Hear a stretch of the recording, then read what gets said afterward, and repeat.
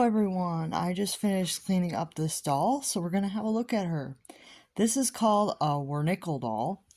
I was told that she's about 16 inches tall, which kind of tracks. She's not very big. But what attracted me the most to this doll was her face sculpt. You can see, I'm going to bring her up closer so you guys can see, but you can see her face sculpt is very similar to an American Girl doll. And it's kind of like also very similar to like a Chatty Cathy and a Shirley Temple doll. So she has a very similar face to those types of dolls. And I think that this is a very similar sculpt to American Girl, and I just find it really interesting. She may actually be one of the first vinyl dolls with teeth. I haven't seen too many that are older than this one. I don't know her exact year. From what I could find online, it's anywhere from the 1940s to late 1950s. So she's probably older than Chatty Cathy, but also could be the same year as the Chatty Cathy dolls. I couldn't really find out if she was older or the same year, but she's around that era. Her vinyl is good. Like for the face, it's very similar to like a soft plastic. It's very similar to like a rubber duck kind of thing. It's a very soft vinyl. I wouldn't say it's like PC grade, but it's a soft material.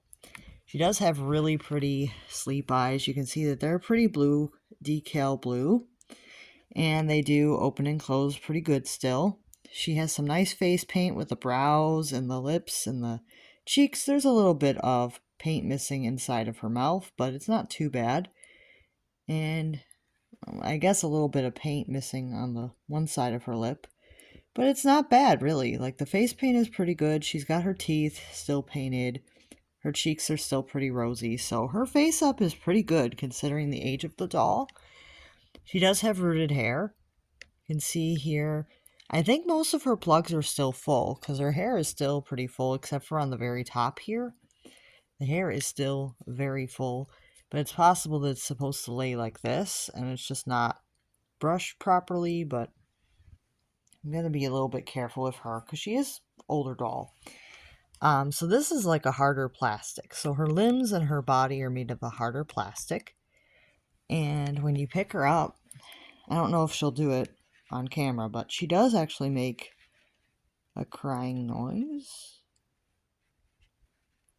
I'm trying not to scare myself with it, because when she does it without me knowing, it kind of makes me a little bit nervous. But she does make a crying noise. Oh, there it goes. Sorry if I like. Yeah, it's a little bit creepy. It reminds me a lot of the Furbies from McDonald's. They make that same noise. It's a little creepy to me, but that's her crying box, and I don't want to remove it because it is a big part of this vintage feel of the doll, and it's just how she's made, and I don't want to remove it because it still works, obviously. And you would get a hole in the doll if you did remove it. And you can see her outfit's pretty cute. I think it is 2 pieces. I think. Nope, actually it's just 1 piece. I just scared myself again. Yeah, but I think it is just 1 piece. So you can see like the shirt is attached to like this this green kind of skirt here. This green like overall skirt. So it is a 1-piece dress. So you can see like the white part has like a lace collar, and then there's some lace that comes down. She's got like these puffy little sleeves. The dress is pretty resilient because I did clean around it. I didn't want to take it off, and it didn't really get really badly water stained, which is great.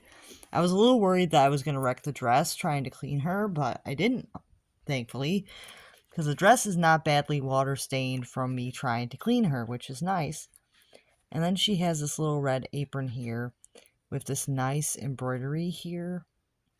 It's like embroidered all the way around with this green and red and black like diamond pattern. It's really pretty. Oh, and that's also at the top of the overalls on the like the skirt overall. Very cute. So I do like this outfit. I think it's like a lederhosen, I think they call it. It's like a lederhosen with like a skirt. Not sure what you exactly call that, but I know that the overalls are called a lederhosen, but I don't know if that is the right term for the skirt one, but I'm getting used to the crying. And then you can see she's got these little plastic shoes. They have snaps on the side. I don't know if she's actually strung or if she's just very... She does have some decent posability. Like, you can, like, pull the arm off to the side. I think that she may be strung because she is pretty decent where she can move off to the side and then she can move up and down on all of her limbs. So I think that she is likely strung, so I have been very careful. But it's also possible that she's more of like a Barbie jointed. I don't want to take her apart. I'm a little nervous about taking the dress off to have a better look. But yeah, and sometimes her underwear does get caught in her leg joints, and I have tried to prevent that because she does have little white cloth underwear. I've been trying to prevent them getting lost in leg joints.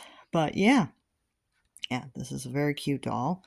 I will say that she did have a little bit of Migo melt on the face, so I did try to clean that up before I filmed her. Her face was very yellow before, but I was able to clear up a lot of that, and that was pretty good. I cleared up a lot of her vinyl for her face, and I cleaned up her limbs, and that's really all I did. I didn't take the dress off. I was nervous about breaking her, so I didn't take her dress off because I was a little nervous about cleaning her without breaking her, because I think that she would be probably difficult to restring because of how old this doll is, so I don't want to damage her in any way. But I did clean her up the best I could to make her look a little bit nicer. But yeah, very cute. Yeah, let me know what you guys think of her. If this is a doll that you would be interested in. She's not composition, she is plastic, but I think that she's like an earlier plastic. Because I guess they started making, from what I could tell online, they started making plastic dolls around 1940. So yeah, pretty cool. One of the early plastic dolls.